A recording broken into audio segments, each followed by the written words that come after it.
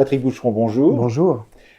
Vous avez publié il y a quelques années maintenant un ouvrage collectif qui s'appelait Le monde au XVe siècle et qui a permis, avec d'autres ouvrages du même type, de réfléchir à ce qu'on pourrait nommer la mondialisation en cours de l'histoire, c'est-à-dire un nouvel intérêt peut-être vis-à-vis de l'histoire mondiale qui prend des chemins divers et j'aimerais que nous commencions notre conversation sur ces divers chemins que prend cette histoire. Est-ce qu'il y a une possibilité de mettre entre eux ces concepts que sont l'histoire mondiale, l'histoire globale, l'histoire connectée, pour dire qu'ils forment plusieurs bras d'un même fleuve qui nous conduisent d'une histoire nationale à une histoire beaucoup plus large, ou est-ce qu'il est trop difficile de le faire? Bien sûr qu'il y a cette volonté, sinon de sortir de l'histoire nationale, parce qu'il faut bien comprendre que tous les termes que vous employez, et qui effectivement se rapportent à différentes manières d'écrire l'histoire du monde, tous ces termes-là s'éloignent sans doute d'une forme un peu étriquée d'histoire nationale, mais ne lui tournent pas le dos nécessairement. Et en tout cas, ne sont en rien des entreprises idéologiques ou simplement intellectuelles de délégitimation de l'histoire des pays qui gardent toute légitimité. Mais au fond, c'est une question d'échelle. Alors, peut-être faut-il préciser les différentes possibilités, en fait, narratives, parce que c'est de cela dont il s'agit, que les différentes étiquettes que vous avez employées peuvent porter avec elles. Histoire globale est au fond la manière la plus simple de désigner un élargissement des perspectives. C'est-à-dire que le monde, comme échelle, devient l'objet même de l'histoire. Mais alors évidemment, pour mener à bien cette histoire, il faut en rabattre sur tout ce que l'histoire précédemment vient à poser comme exigence par rapport à l'attention aux acteurs et à leur stratégie, par rapport aux archives, la manière dont elles sont situées, la manière dont intensément on peut les exploiter. Tout cela, évidemment, dès lors qu'on veut voir les choses de très haut, eh bien, s'estompe. Et donc, on voit, comme d'un hublot d'avion, les grands reliefs, mais se perd évidemment la texture des sociétés et aussi de leur temporalité.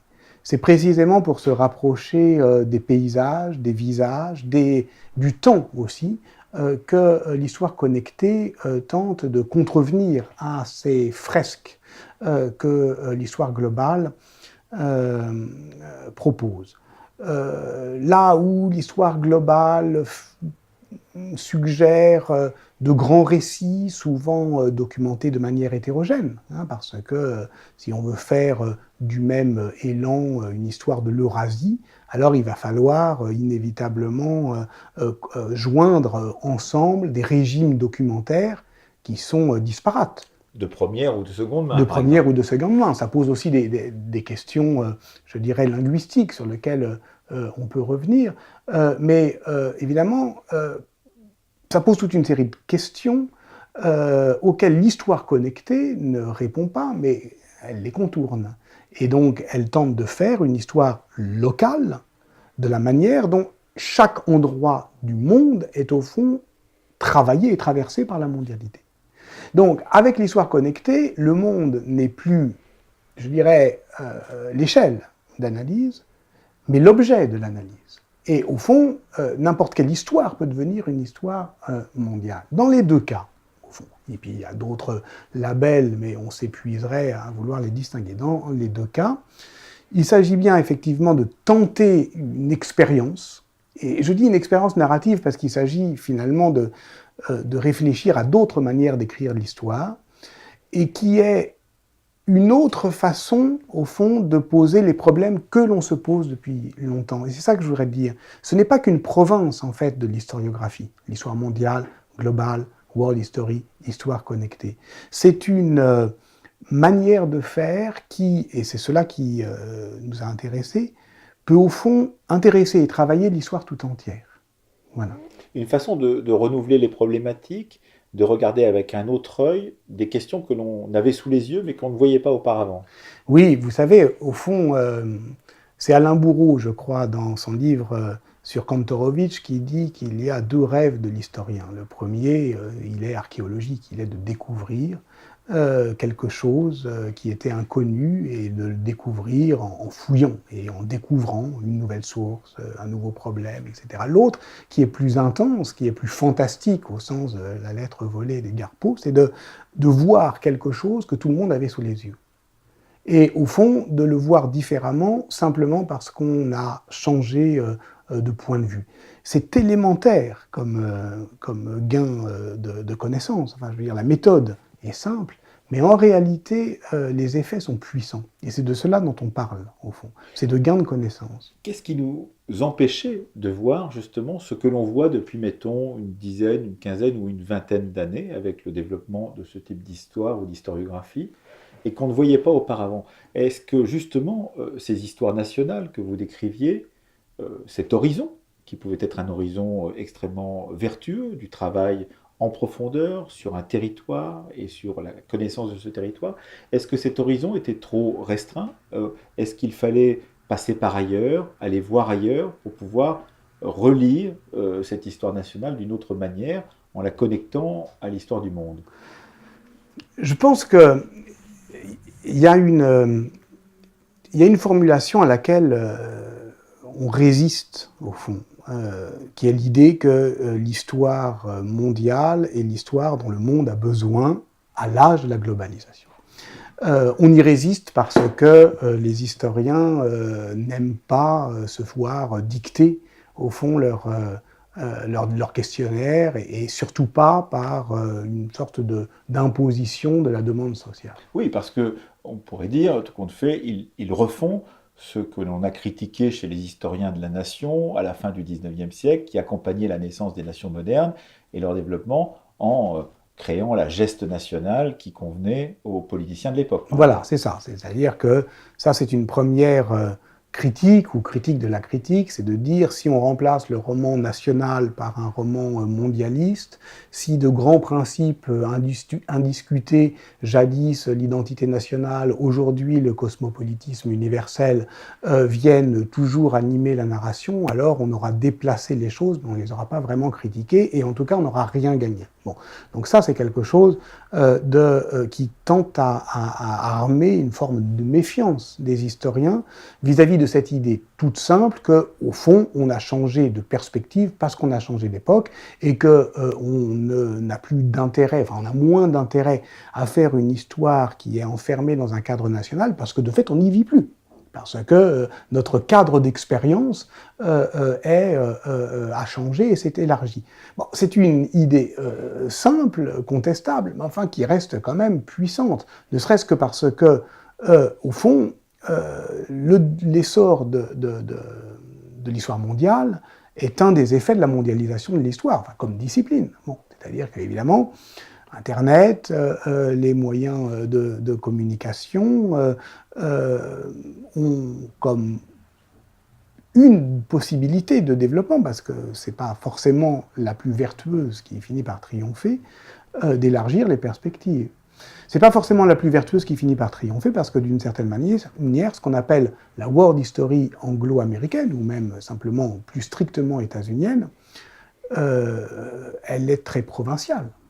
C'est-à-dire qu'elle elle est exclusivement monolingue, c'est-à-dire qu'elle ne s'écrit qu'en anglais, ce qui, effectivement, déjà rate un des éléments essentiels, qui est que, en tout cas du point de vue démographique, du point de vue politique et du point de vue peut-être déjà épistémologique, les forces vives de la discipline historique, aujourd'hui, elles se trouvent en Amérique latine, elle se trouve en Asie, elle se trouve en Inde, bon voilà, et donc il va bien falloir faire avec tout ça.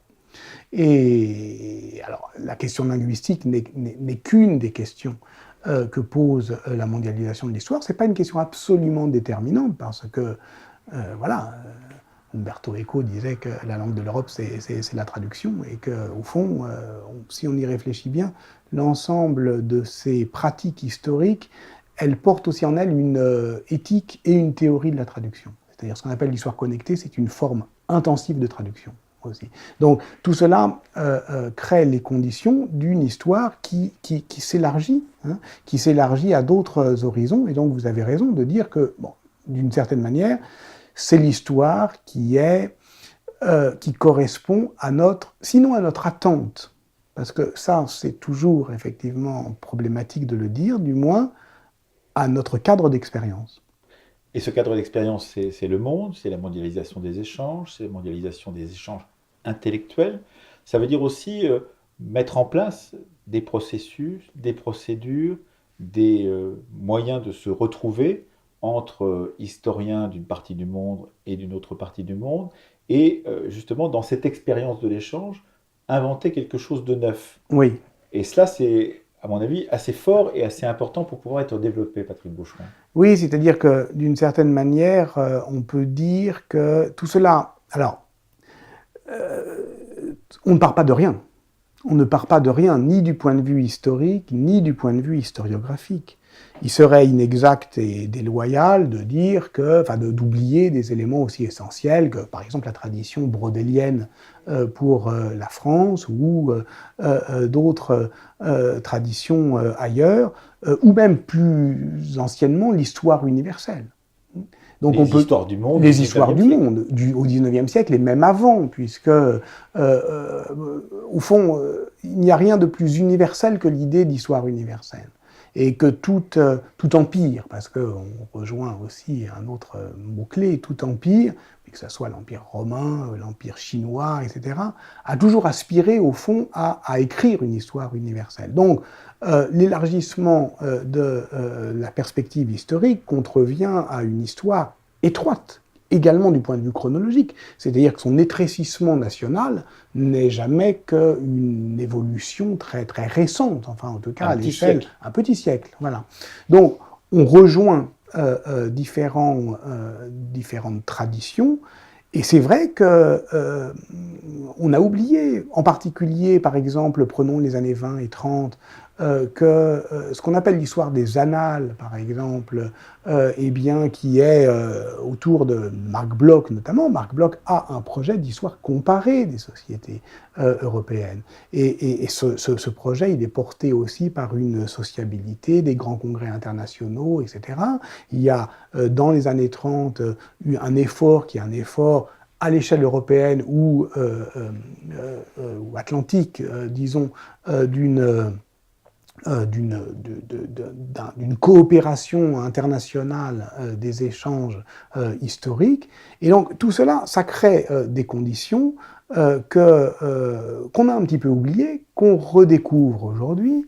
Et c'est toujours intéressant parce qu'on voit bien que dès qu'il y a je dirais, une innovation historiographique, elle s'invente des précurseurs. Bon.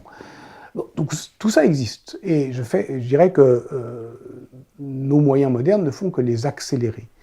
La vraie question, c'est de savoir quand les moyens techniques dont nous disposons, en particulier issus de la révolution numérique, ne vont pas se contenter d'accélérer ou de faciliter des évolutions qui existent déjà au fond depuis un siècle, mais d'en inventer de nouveaux. Et là, on est dans une perspective beaucoup plus aventureuse.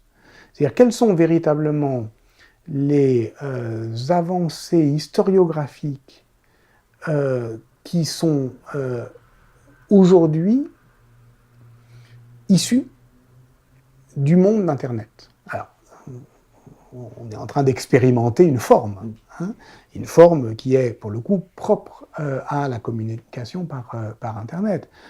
Mais du point de vue historique, pour l'instant, je n'en vois pas. Sinon, la multiplication documentaire. Sinon, la multiplication documentaire. Sinon, le fait qu'il y a une révolution silencieuse, qui est la révolution numérique, des ressources et des corpus, qui fait qu'il y a toute une série de livres, en particulier dans les périodes anciennes, qui reposent sur des enquêtes qui elles-mêmes sont des enquêtes d'exploitation automatique de corpus numérisés. Voilà. Au Moyen-Âge, Par exemple, si on prend l'exemple de Dominique Young-Apra, Dominique Young-Apra, dans La Maison Dieu, eh bien, fait toute une reconstruction narrative, donc sur la question de la manière dont l'Église, comme communauté chrétienne, s'incarne dans l'Église avec un petit E comme monument. Cette enquête, elle repose sur une requête, au sens informatique, ecclésia dans le corpus de la patrologie latine, au départ. Voilà. Et ça s'obtient en, j'allais dire, un clic. C'est plus compliqué que ça, mais en gros, c'est ça. On ne le dit jamais. On ne précise jamais qu'entre les trois ordres ou l'imaginaire du féodalisme de Georges Duby et la critique par Young-Apra, justifiée, il y a aussi une différence, c'est que Duby travaillait à la main. C'est-à-dire que pour savoir si laborator, oratores, bellatores est ou pas dans les textes, il faut aller dans chaque texte, les uns après les autres. On oublie de dire que l'anthropologie grecque ou l'histoire anthropologique de la Grèce ancienne change quand même de base dès lors que l'ensemble du corpus se trouve sur un CD-ROM.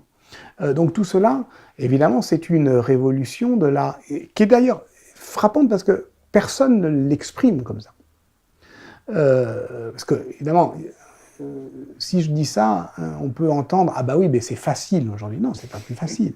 Mais c'est fondamentalement différent. C'est facilité en tous les cas. C'est facilité et c'est accéléré. Mais quelles sont les expériences d'écriture nouvelles qu'Internet n'a pas fait que favoriser, mais qu'il a véritablement suscité. C'est pour ça que je dis souvent que la révolution numérique n'a pas commencé. Elle est annoncée. Alors justement, arrêtons-nous, Patrick Boucheron, sur ce mot que vous avez utilisé, d'écriture. Que veut dire, selon vous, cette nouvelle écriture que vous espérez, que vous imaginez, en tout cas cette nouvelle écriture qui est déjà à l'œuvre dans les ouvrages d'histoire globale ou d'histoire connectée? Quelle est cette écriture et pourquoi cette narration, comme vous l'avez dit tout à l'heure, est-elle importante? En quoi est-elle importante pour mieux comprendre ce qu'est cette entreprise d'histoire mondiale, d'histoire globale ou d'histoire connectée?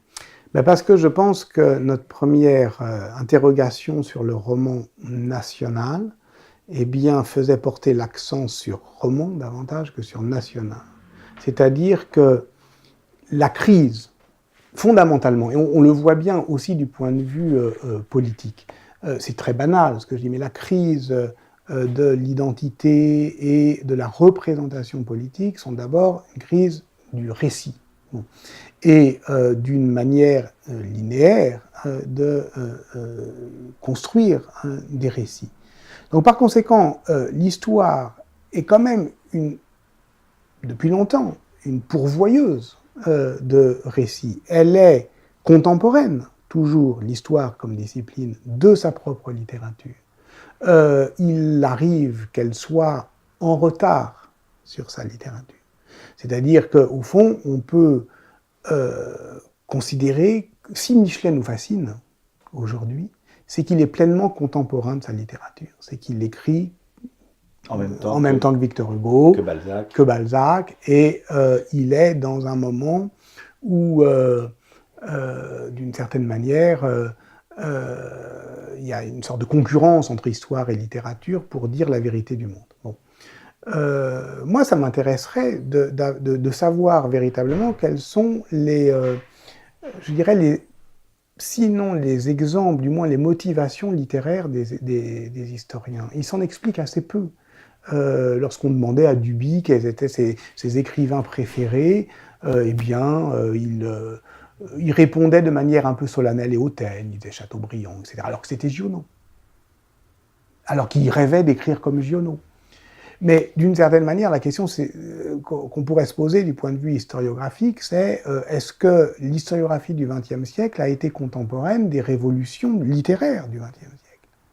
Est-ce qu'il y a l'équivalent de Dada en histoire? Oui, c'est ça. Voilà.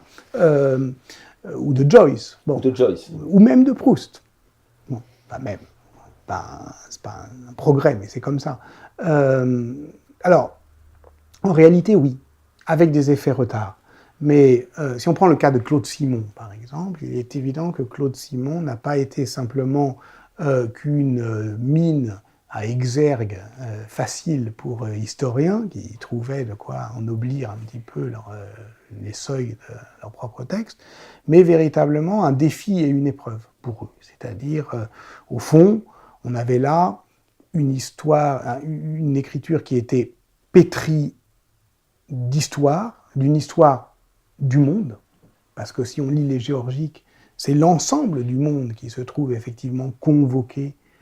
C'est assez proche de ce qu'on dit. Hein. Les Géorgiques, ça se passe dans la tête d'un vieux général d'empire qui regarde vieillissant ses vignes et qui voit voilà, ces arbres frôlés par le vent et aussi par les souvenirs, et ces souvenirs vont s'entrechoquer, ceux de la guerre, ceux aussi de la guerre d'Espagne, ceux du narrateur, et c'est l'ensemble du monde qui se trouve convoqué dans une prose qui elle-même va dire l'insuffisance de l'histoire des historiens pour décrire ce monde. Comme les carnets du grand chemin de Julien Gracq peuvent dire quelque chose sur l'histoire des paysages et le rapport au paysage d'un géographe qui se fait aussi romancier et même historien. C'est ça, mais à la différence que les historiens détestent le roman historique, bien sûr, ils rêvent de livres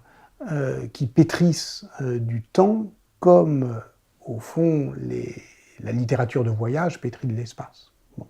Et donc, il y a là une sorte de défi réciproque entre les historiens et les écrivains. Donc, pour revenir à votre question, récit, ça veut dire mettre en contemporanéité notre conception narrative du monde avec, je dirais, les possibilités littéraires que créent, au fond, les nouvelles inventions romanesques et pas seulement. Bon. Donc voilà, je pense que l'effort, il vient de là. Quand on dit écrire l'histoire, ça ne veut pas dire faire des phrases. Ça veut dire savoir où on va mettre la caméra. C'est comme l'écriture d'un scénario. C'est ça que ça veut dire. Ça veut dire, il y a une action. Comment on la regarde? Comment on la regarde? D'où? Est-ce que c'est d'en haut, d'en bas? Est-ce qu'on va faire un long travelling? Est-ce qu'on va être dans le dos de celui qui gagne ou qui perd, si c'est une bataille? Est-ce qu'on va se permettre des longs travelling où on passe la ligne de front? On passe d'un côté, puis de l'autre. Mais alors on est qui pour faire ça? Est-ce qu'on est embarqué dans un camp? Embedded, comme disent les Américains. Bah oui, c'est ça. Un livre embedded, c'est la bataille de Bouvines. C'est le dimanche de Bouvines. Pour Duby, on est du côté Guillaume le Breton, on est là, on est tout près du roi, on est dans son dos, et puis on va voir arriver, on n'a pas le droit d'aller voir de l'autre côté. Lui, c'était un principe. Nous avons aujourd'hui le principe contraire. C'est-à-dire que l'histoire à parts égales, le livre de Romain Bertrand, son titre, claque aujourd'hui comme une injonction morale.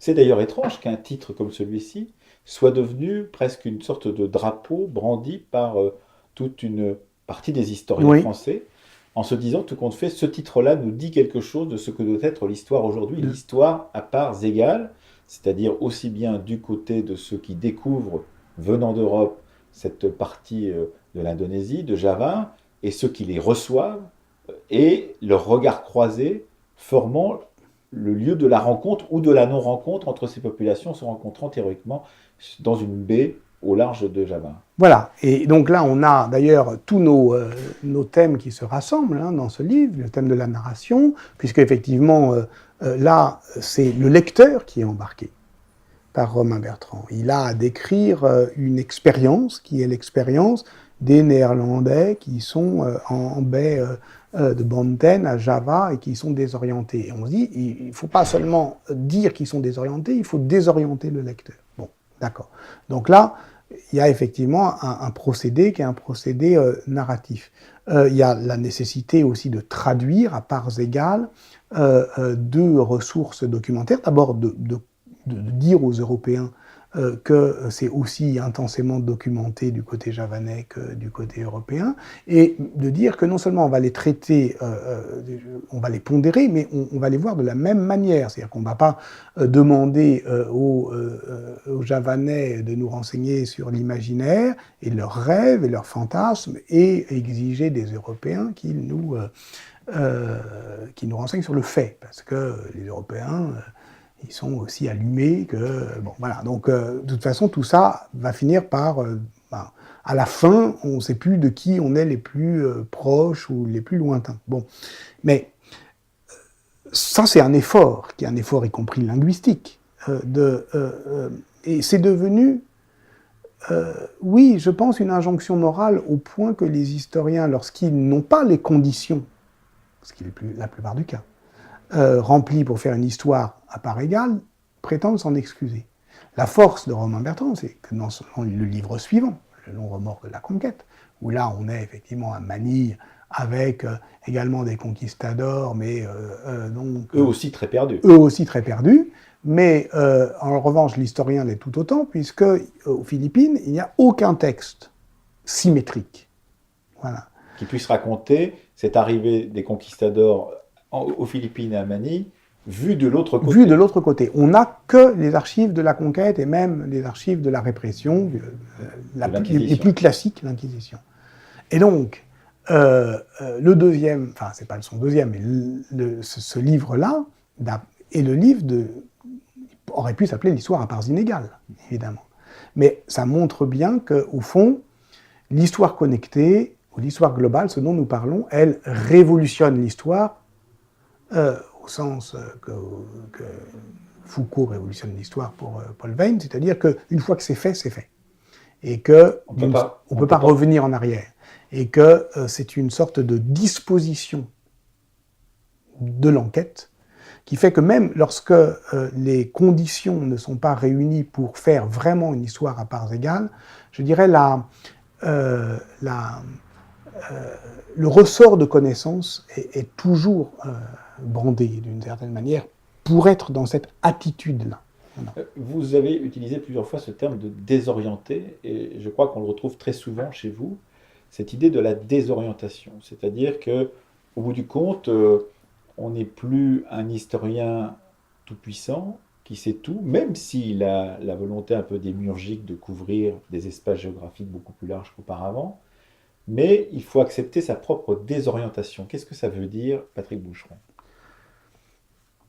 Ça ne veut pas dire être perdu, ça ne veut pas dire être coupable, ça ne veut pas dire être repentant, ça ne veut pas dire être mélancolique, ça ne veut rien dire de tout ça. Ça veut d'abord dire être en mouvement. C'est-à-dire que lorsqu'on est inquiet, ça veut dire qu'on n'est pas quiet. Pas dans la quiétude, ça veut dire qu'on est en mouvement. Voilà. Donc, on est dans une dynamique de recherche de la connaissance. Voilà. Donc, c'est ce qui nous met voilà, c'est ce qui nous permet d'avancer. Et donc, ce sont les questions qui vous sont posées, bien sûr, devant lesquelles on n'a pas immédiatement de réponse, oui, mais qui nécessitent le travail de l'historien pour pouvoir émettre des hypothèses, avancer dans un certain sens, se tromper parfois, revenir en arrière et élaborer, échafauder des théories, c'est cela ? Bien sûr, c'est très simple. Ça veut dire effectivement rendre le monde d'abord un peu plus distant pour qu'il devienne plus clair. Voilà. Mais dans un premier temps, pour y voir quelque chose, il faut quand même s'éloigner un peu et opacifier l'évidence. Voilà. On pourrait reprendre le terme, je crois que c'était Daniel Arras qui l'utilisait pour l'histoire de l'art. On n'y voit rien. On n'y voit rien. On n'y voit rien, et donc il faut bien faire le point, et à un moment, partir du principe que ce que disait Daniel Arras, c'est qu'au fond, une des manières de ne rien y voir dans un musée, c'est de courir d'une salle à l'autre et de reconnaître les thèmes. Tiens, c'est une annonciation, ah, voilà une vierge, bon, bah, là c'est Saint-Sébastien, bon, là c'est Saint-Gris, c'est Saint-Laurent. Donc en fait, on ne voit pas, on reconnaît.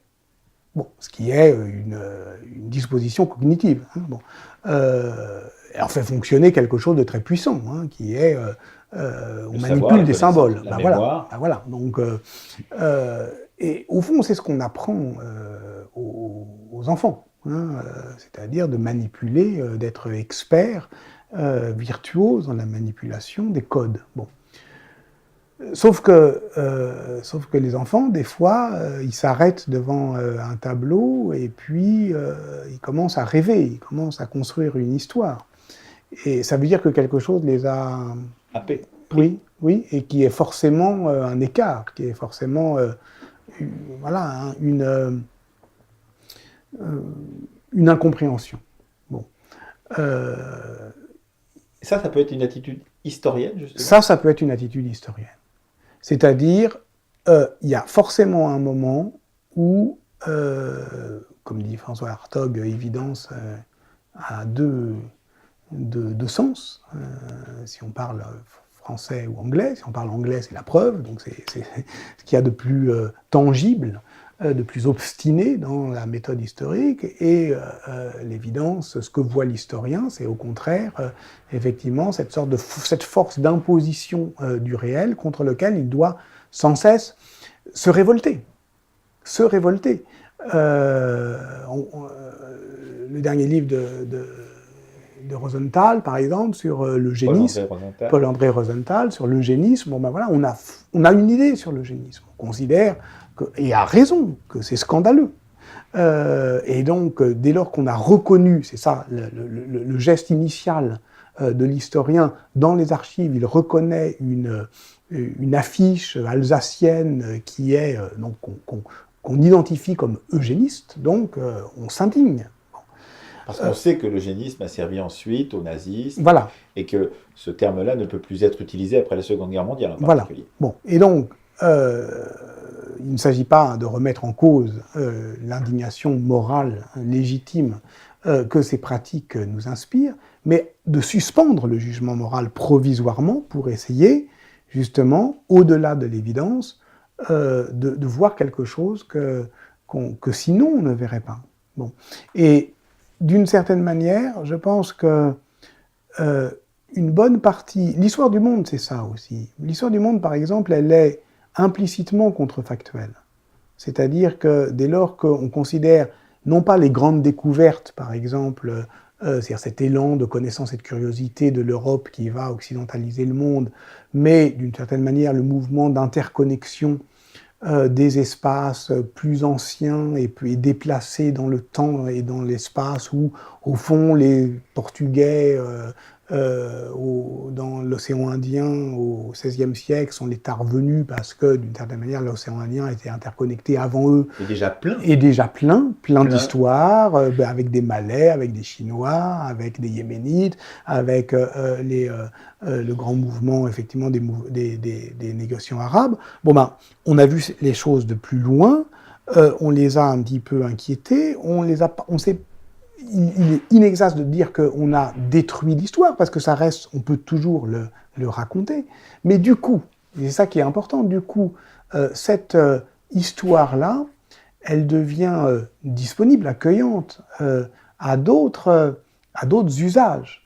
Et donc, on peut, après, oui, voir d'autres choses. Donc, c'est d'ailleurs très intéressant parce que cette histoire mondialisée, cette histoire globale, cette histoire connectée, rencontre des résistances, parce qu'on peut dire qu'une certaine histoire nationale fait de la résistance, en France en particulier, mais ça peut être vrai au Portugal devant les travaux qui remettent en cause Vasco de Gama, vu par Sanjay Subramanian, mais dans d'autres pays, ça doit être exactement le même cas.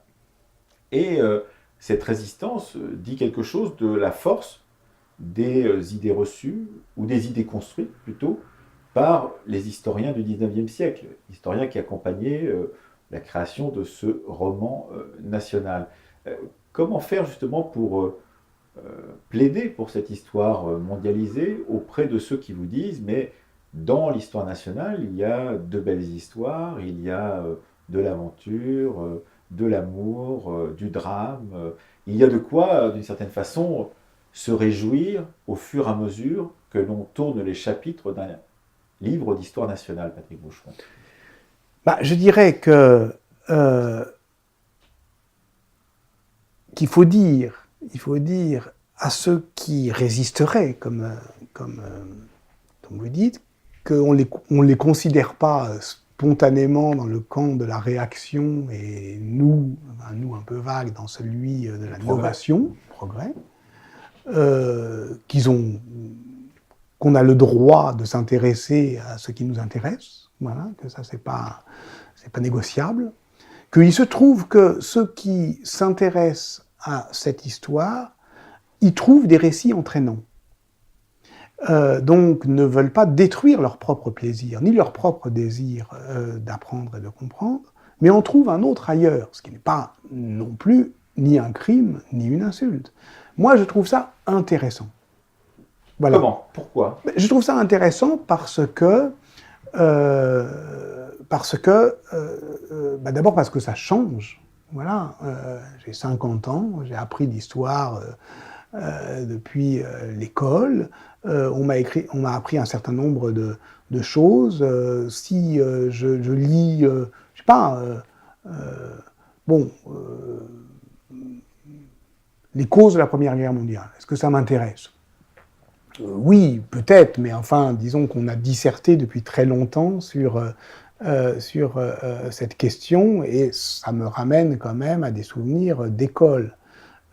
Dans cette logique de désorientation ou d'opacification de l'évidence, si on commence à nous expliquer, comme le font les histoires impériales, Christophe Charles ou autres, que, au fond, ce qu'il y a à comprendre, c'est pas les causes de la Première Guerre mondiale, c'est où là on décrit une sorte de logique implacable qui mène au combat, mais c'est d'essayer de pousser le plus loin possible une narration où la Première Guerre mondiale est impossible. C'est-à-dire de décrire la convergence des sociétés impériales, la connexion depuis les années 1880, de voir comment, d'une certaine manière, tout se met en place pour que cela n'aurait pas dû avoir lieu parce que c'était absurde. Voilà. Parce que les intérêts, les valeurs étaient trop inextricablement liés pour que, d'une certaine manière, la déflagration ait lieu. Donc à ce moment-là, l'histoire, elle ne devient pas évidente, c'est-à-dire qu'elle ne devient pas fatale. Et moi, du coup, la force de l'événement en devient retentissante. Voilà, c'est comme dans le livre Les Somnambules, c'est-à-dire que d'un coup, on se... Et alors, pourquoi ça m'intéresse? Ça m'intéresse parce que... Parce qu'on est surpris. Parce qu'on est surpris, parce que ça recrée de la surprise, et parce que rien n'est plus exaspérant pour les historiens, mais aussi pour les citoyens, qu'un discours fataliste, sur la répétition. Sur la répétition, sur le « je vous avais bien dit », sur « de toute façon ça ne peut se passer que comme ça », sur voilà. Donc, c'est ça qu'il faut dire, c'est-à-dire que l'histoire qui se donne effectivement d'autres cadres que le cadre national pour objet et pour échelle n'enlève rien à personne. Voilà. Elle rajoute. Elle rajoute, et elle n'a pas d'autre arrière-pensée idéologique que l'intérêt qu'elle y trouve et les gains de connaissances qu'elle y espère. Vous avez dirigé ce livre sur l'histoire mondiale, du monde au XVe siècle. C'était il y a quelques années. Vous avez vous-même été, j'imagine, surpris des contributions de ceux que vous aviez sollicités pour faire ce livre. Vous y avez appris en tant qu'historien du Moyen-Âge, c'est votre formation... des choses sur Tamerlan, peut-être. Ouais, j'ai tout appris, oui. J'étais le premier lecteur, en fait. Donc le premier surpris, en fait. Sur les Mamelouks. Oui. Et c'est évident que quand on lit un ouvrage comme celui-ci, on s'aperçoit qu'évidemment, au XVe siècle, il y a cette poussée européenne vers la découverte d'autres territoires, cette poussée de connaissances, mais qu'il y a d'autres poussées qui sont tout aussi fortes et parfois contradictoires, qu'on a relativement peu vu auparavant, Patrick Boucheron. Oui, le cas de Tamerlan étant évidemment le plus emblématique, puisque comme vous le dites, c'était un livre très collectif. Hein, c'est un livre paru en 2009 que j'avais coordonné avec Julien Loiseau, Yann Potin et Pierre Monet. Il y a 70 auteurs environ. Bon, voilà, c'est un gros livre. Donc c'est un livre qui nous échappe. C'est un livre qui effectivement dépasse de beaucoup notre capacité à l'appréhender ou même simplement à le résumer. Bon, il y a différentes... c'est tout un monde d'histoire. Bon, donc au fond, on commence un petit peu à le saisir au moment où on l'a terminé, où on le lit, on le relit une troisième fois pour faire l'index. Et c'est en faisant l'index qu'on s'est rendu compte que Tamerlan était, dans l'index des noms propres, celui qui revenait le plus souvent. C'était pas prévu au départ. Voilà. On n'a pas voulu faire du mal à Jeanne d'Arc, c'est pas de notre faute. C'est pas... Mais il se trouve que Jeanne d'Arc n'est pas évidemment le nom qui revient le plus souvent, même si... Voilà, elle a son importance. Simplement parce qu'elle est dans l'article France, éventuellement Angleterre, etc. D'autres en parlent un petit peu, mais pas les Chinois, mais pas les Égyptiens, mais pas... Bon, voilà. Or, Tamerlan, effectivement, est celui dont le monde entier a parlé, parce que c'est celui dont le monde entier a eu le plus peur. Bon, donc d'une certaine manière, ça devient l'homme-monde, mais encore une fois, ce n'était pas prémédité. Donc, et c'est cette découverte qui est le plaisir de cette histoire-là, oui, et du travail en commun aussi. Oui, et c'est d'autant plus surprenant que là encore, ça rejoint, voilà, ce que j'appelle le contrefactuel implicite, c'est-à-dire que ça remet pas en cause, ça ne déplace pas simplement le curseur vers des espaces qu'on connaît moins.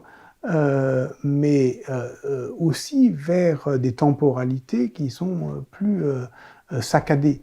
Par exemple, effectivement, ce qui est saisissant dans l'aventure de Tamerlan, donc voilà, on rappelle, c'est ce conquérant turco-mongol qui, depuis l'Asie centrale, refait la geste de Gengis Khan et qui meurt en 1405 au moment où il commence à avoir le projet d'envahir la Chine. Alors d'une certaine manière, Samarcande, en Asie centrale, on se dit, mais c'est le cœur, c'est le centre du monde.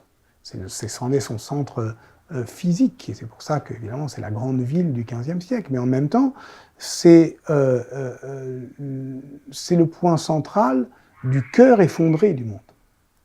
Parce que la grande affaire du XVe siècle, c'est que d'une certaine manière, exactement comme un cratère, au fond, les régions dynamiques vont être les régions, au fond, qui bordent ce centre effondré de l'islam, qui sont effectivement l'arc européen et même son extrémité occidentale, le Portugal, mais aussi l'arc asiatique avec son extrémité coréenne ou japonaise.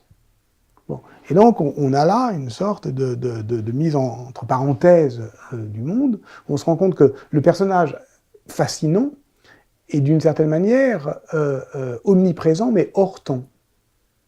Et que l'histoire ne se passera pas comme elle était prévue, c'est-à-dire que le monde ne va pas s'unifier à partir de son centre, mais à partir d'une de ses périphéries. Ce qui n'était pas écrit, ce qui était même la plus improbable des potentialités du devenir historique. Ah, vous n'utilisez pas le terme de cratère pour rien, puisque dans votre préface, votre introduction à ce livre collectif, vous rappelez qu'on a découvert relativement récemment qu'un des événements qui pouvait unifier ce monde, en tout cas au milieu du XVe siècle, c'était justement l'explosion d'un volcan en plein cœur du Pacifique, explosion dont on n'a aucun témoignage écrit, puisque ça s'est passé dans des endroits où il n'y avait pas d'écriture, et s'il y avait des gens qui auraient pu écrire, peut-être seraient-ils disparus dans cette catastrophe énorme, et que cette explosion de volcan a eu des conséquences jusqu'à l'autre bout du monde, c'est-à-dire jusqu'au bout de la péninsule eurasiatique dont vous parliez tout à l'heure, Patrick Boucheron. Oui, et là on rejoint évidemment la conscience que nous avons aujourd'hui de la globalité, c'est-à-dire le monde comme unité de destin et de danger, dont d'ailleurs le changement climatique est l'incitation politiquement la plus active et la plus puissante à la prise de conscience. Bon. Donc évidemment, là, on a un bel exemple avec l'éruption au cœur, comme vous le dites, de l'endroit qui est connecté à rien, c'est-à-dire vraiment où, là, dans ce Pacifique, d'une certaine manière, la seule façon d'enregistrer l'événement, c'est, à la manière des anthropologues, de retrouver dans les traditions orales, notamment de Nouvelle-Hébride, des îles Fidji, etc., eh bien, les horizons tremblants du mythe, hein, cette sorte d'Atlantide, et puis, à la manière des glaciologues, de retrouver, au contraire, les couches. Hein. Et donc, on a un moment où on se dit, mais tiens, le vrai événement mondial, ça serait donc l'éruption volcanique en 1451, dans les Nouvelles-Hébrides, mais nous le savons aujourd'hui. Donc, mais les Chinois, mais tout le monde l'a ressenti, tout le monde l'a ressenti, voilà. Et les Byzantins, les gens de Constantinople qui voient chuter Constantinople ne le savent pas, mais on ressent les effets. Et on s'aperçoit donc que l'explosion d'un volcan en plein cœur du Pacifique a des conséquences mondiales, et c'est comme ça que vous ouvrez ce livre sur l'histoire du monde au XVe siècle, Patrick Boucheron. Oui, ça s'ouvre même au pied des murailles de Constantinople, au moment où les armées de Mehmed II, les armées ottomanes, s'apprêtent à faire tomber la ville. Donc ça commence classiquement. On se dit, bah oui, tiens, ok, ça va être 1453, la chute de Constantinople, et les armées, avec le sultan, il a toute une série d'ingénieurs, mais il a aussi des astrologues qui essayent justement de décrypter les signes célestes, et puis il voit une étrange poussière un nuage un peu pulvéruscent, comme ça, qui tombe sur la coupole de Sainte-Sophie, et ils y voient un heureux présage pour la victoire du croissant. En réalité, ce qu'ils ne savent pas, c'est qu'au même moment, en Chine, en Écosse, enfin partout où on peut documenter des changements climatiques, tout le monde observe d'étranges phénomènes météorologiques qui sont en fait une poudre, enfin des cendres qui sont en suspension dans l'atmosphère, et nous savons, mais nous savons depuis une quinzaine d'années que c'est un volcan, le Kauai, Kauai, qui est une des îles pacifiques, qui a à ce moment-là explosé et qui a produit donc un changement climatique pendant plusieurs années, que 2 ou 3 ans, qui se trouve, dont tout le monde ressent les effets au XVe siècle, mais dont personne évidemment ne peut connaître la cause. Et dès lors se pose la question de savoir qu'est-ce que c'est qu'un événement, puisque peut-on raisonnablement dire que l'explosion du Kauai en 1451-1452, alors évidemment c'est là où on voit qu'il n'y a qu'une seule science exacte, c'est l'histoire. Puisque les glaciologues, ils disent 1440 plus moins 30 ans, hein, ce qui est déjà pas mal. Mais les historiens, ils ont les annales des Ming, ils ont quelques sources également précises, ils ont le nilomètre au Caire, et puis ils ont 2-3 trucs, et puis on voit qu'entre 1451 et 1452, là, en revanche, il y a un changement climatique. Donc, c'est le type même de l'événement pour nous les modernes, mais au fond, c'est un non-événement pour les femmes et les hommes du Moyen-Âge. Ça veut donc dire que, effectivement, réfléchir de manière globale ou de manière mondiale nécessite de changer, on l'a dit, d'échelle, mais aussi de changer d'outil d'une certaine façon. Ça veut dire qu'on pourrait presque repartir dans une histoire du XIXe siècle qui va manger d'autres disciplines pour pouvoir se nourrir et nourrir ses découvertes. Et là, en l'occurrence, les découvertes des glaciologues, qu'on n'imaginait pas pouvoir venir au secours des historiens, peuvent aider justement cette nouvelle discipline, parce que tout concourt à la faire avancer, Patrick Boucheron. Mais bien sûr, et là d'ailleurs on rejoint le début de notre conversation, parce que lorsque nous travaillons avec mes amis à cette histoire du monde au XVe, bon voilà, on cherche des choses et on a un ordinateur.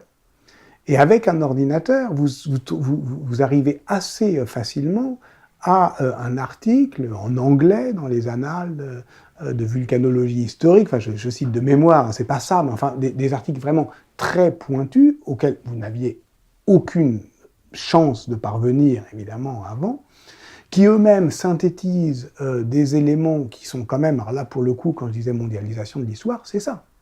C'est-à-dire qu'il faut quand même les moyens techniques et humains pour recouper ce que les annales Ming enregistrent à Pékin, ce que les Mamelouks au Caire notent et ce que les glaciologues au Groenland repèrent. Tout cela crée effectivement les conditions d'un recoupement des informations qui est aujourd'hui, je dirais, notre propre contemporanéité. Alors, vous dites effectivement que cette histoire mondialisée est une histoire qui peut se faire avec des nouveaux moyens et qu'on ne sait pas encore ce que ces nouveaux moyens qui vont aller croissant vont produire en matière d'histoire nouvelle dans les années qui viennent. Une des façons les plus évidentes, mais peut-être est-ce la mauvaise, d'approcher cette histoire mondiale, c'est de se dire travail en commun, travail d'équipe, un peu comme au XIXe siècle, ou encore auparavant, le faisaient les bénédictins de Saint-Maur pour pouvoir faire les grandes patrologies, c'est-à-dire rassembler à des dizaines d'individus, reproduire des documents et travailler ensemble à une œuvre collective. Et puis, il y a aussi la possibilité pour un individu d'apprendre des langues, d'en connaître le maximum, et d'une certaine façon, comme une sorte de supposé pic de la Mirandole moderne, d'appliquer toutes ces connaissances linguistiques à différentes documentations. Que faut-il choisir? Faut-il choisir? Y a-t-il possibilité, Patrick Boucheron, selon vous, que cette histoire se pratique comme cela, autrement, ou avec de nouvelles façons d'être et de nouvelles façons de faire qu'on ne connaît pas encore? Bon, moi, personnellement, j'avais pas le choix, puisque pic de la Mirandole, c'est pas moi. J'ai une sorte d'insuffisance linguistique qui, de toute façon, m'empêche d'aspirer au second modèle que vous évoquiez. En même temps, il faut aussi ne pas réduire systématiquement l'histoire connectée à sa dimension philologique.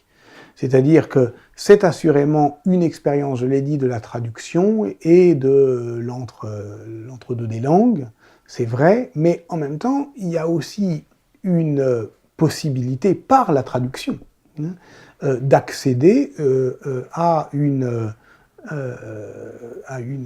connaissance. Je parlais des annales Ming tout à l'heure, les annales Ming sont traduites en anglais. Voilà. Alors, évidemment, on ne s'improvise pas sinologue. Tout dépend de ce qu'on cherche. Il s'agit, on n'étudiera jamais la pensée chinoise si on ne sait pas le chinois. Mais si on a des objectifs limités, on peut quand même se débrouiller à tâtons dans une documentation. C'est-à-dire que aujourd'hui, il faut quand même dire aussi du point de vue politique que l'ensemble des moyens de financement public, c'est de l'argent quand même, c'est de l'argent collectif, est mis au service d'entreprises de vastes collectes documentaires, des bases de données, des traductions, des éditions critiques, etc. Il faut quand même pouvoir s'en servir. C'est-à-dire qu'on ne peut pas du même élan et avec le même enthousiasme financer des projets collectifs de mise à disposition des connaissances et se complaire dans une épistémologie élitiste de la rareté et de la connaissance exclusive et artiste par un seul personnage. Donc, moi, j'avais pas le choix. Donc, effectivement, sur l'histoire du monde, j'ai coordonné une entreprise collective. Faute de mieux, mais en même temps, on a tenté d'en faire quelque chose qui soit plus qu'un choix par défaut, mais une sorte de conviction de l'histoire chorale. Voilà. Maintenant, moi, ce que je continue à aimer passionnément dans l'histoire, c'est la capacité qu'elle nous offre à être tour à tour très individualiste et très collectif. Et que je pense qu'on n'a pas à choisir comme de mode de vie ce qui justement, et c'est ça qui est formidable dans cette discipline, permet de combiner ces choses. Une grande fresque sur l'histoire du XVe siècle, voilà, écrite d'un seul souffle et à une seule main, ne m'intéressait pas totalement. Mais d'autres manières d'assumer cette même exigence peuvent être effectivement mobilisées. Et puis, on se dit peut-être que dans ces entreprises collectives, internationales aussi, il y a la possibilité de croiser des regards et d'appliquer au travail que l'on fait maintenant, le travail que l'on veut voir dans ces rencontres ou ces non-rencontres du 15e, 16e ou 17e siècle, c'est-à-dire aussi du malentendu, de l'incompréhension, de l'entre-deux, et dans cet entre-deux, peut-être bâtir quelque chose de neuf pour l'entreprise historique. Oui, parce que, évidemment, le risque de cette historiographie d'aéroport, hein, qui consiste à se retrouver dans des hubs, dans des non-lieux où on parlerait chacun un anglais médiocre qui nous permettrait juste, au fond, d'échanger des informations, mais pas vraiment de partager des expériences de pensée.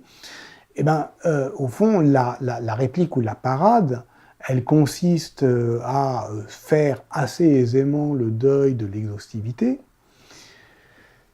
et de produire, je dirais, des choix. C'est pour ça que je dis qu'au fond, il y a une politique de l'amitié à faire valoir. C'est-à-dire C'est-à-dire qu'on peut très bien choisir ses interlocuteurs, pas nécessairement dans un cadre institutionnel, mais justement dans un cadre libéré de toute fermeture institutionnelle, y compris nationale. Voilà, y compris nationale. Et qu'est-ce qu'on peut attendre de cette politique de l'amitié, selon vous, Patrick Boucheron?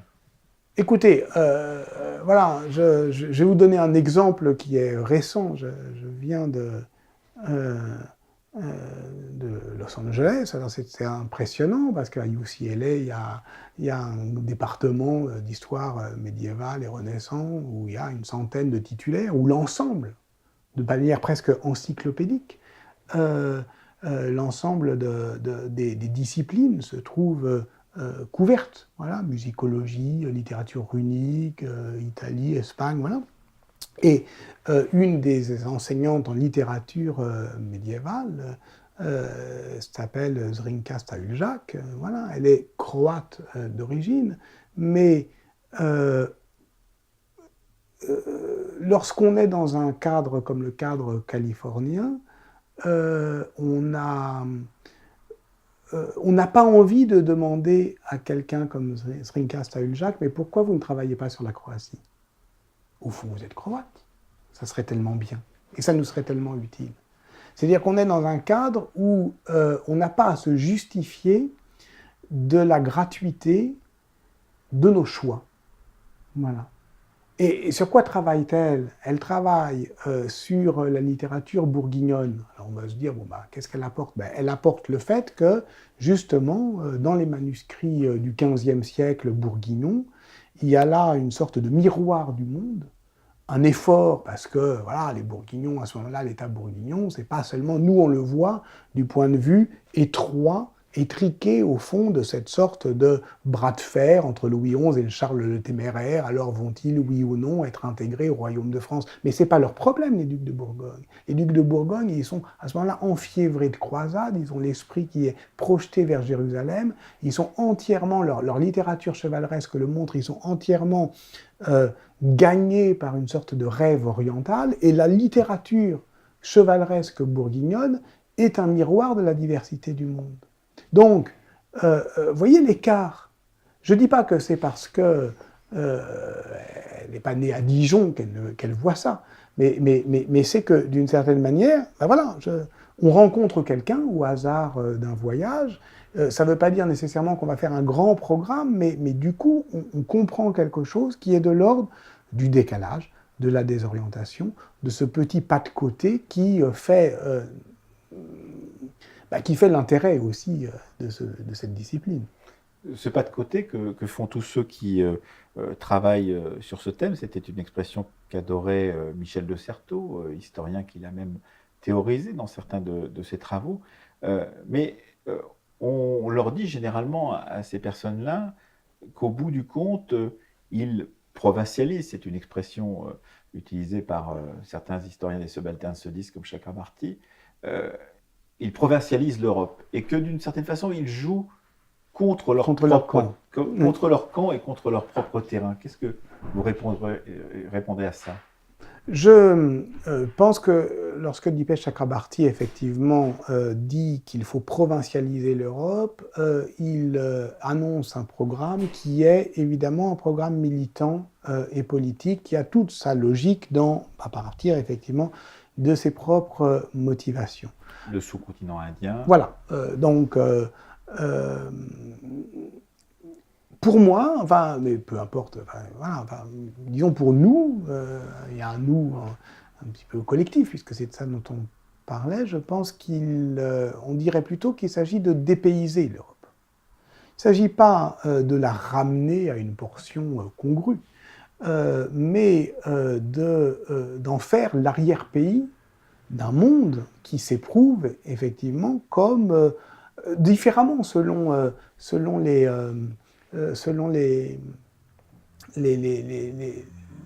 époques. Je vais vous donner un exemple. Nous travaillons actuellement avec un petit groupe d'amis, toujours, pour les éditions du Seuil, à une histoire mondiale de la France, qui devrait, au fond, on l'espère, sous une forme agréable, narrative, par date, simple, non intimidante,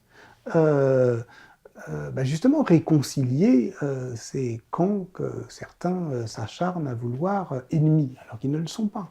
On peut faire une histoire mondiale de la France. Et ce n'est pas une histoire forcément décalée ou compliquée. Elle n'est pas forcément moins entraînante. Il y aura aussi Clovis, il y aura aussi tout ce que vous voulez, Charlemagne, voilà. Il y aura d'autres choses plus surprenantes. Mais l'idée n'est pas seulement de faire une histoire de la France mondiale, c'est-à-dire des Français hors du monde, n'est pas simplement de rappeler que le couscous devient le plat national, mais de montrer qu'à chaque moment de son histoire, la France et le monde avaient deux compréhensions différentes. Vous voyez ce que je veux dire? Et donc du coup, je vous donne un exemple, si on a encore le temps. Lorsque l'histoire mondiale de la France, c'est pas forcément lorsque, je ne sais pas, les Iraniens viennent à la cour de Louis XIV. Ça peut être 1209, la prise la chute de Béziers et la prise du Languedoc. Pourquoi? Parce que si je dis ça, si j'explique que c'est une histoire, c'est un moment de l'histoire mondiale de la France, c'est parce que à ce moment-là, le Languedoc, pour la France capétienne, c'est un autre monde. C'est un autre monde. C'est un monde qui regarde vers l'Italie, donc vers l'Orient, la Grèce, donc vers Jérusalem. Voilà.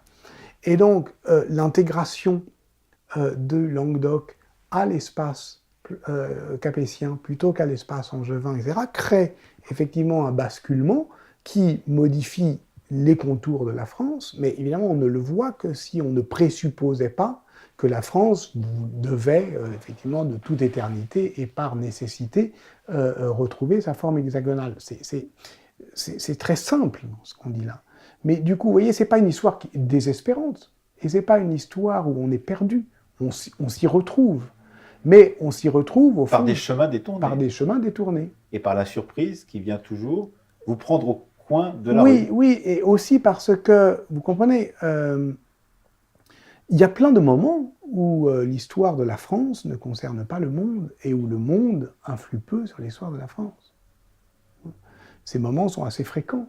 Et puis il y en a d'autres, effectivement, on peut, voilà, le XVIIe siècle, sous Louis XIV, évidemment le XVIIIe, voilà, où à ce moment-là, comme le disait si magnifiquement Michelet, il n'y a pas trop que le monde pour expliquer la France. Et donc, il ne s'agit pas d'échapper au cadre français, mais de l'expliquer pleinement. Bon. Donc ça, c'est une démarche simple et qui est une démarche, oui, j'allais dire, d'apaisement historiographique, en fait. Merci Patrick Baucheron. C'est moi qui vous remercie.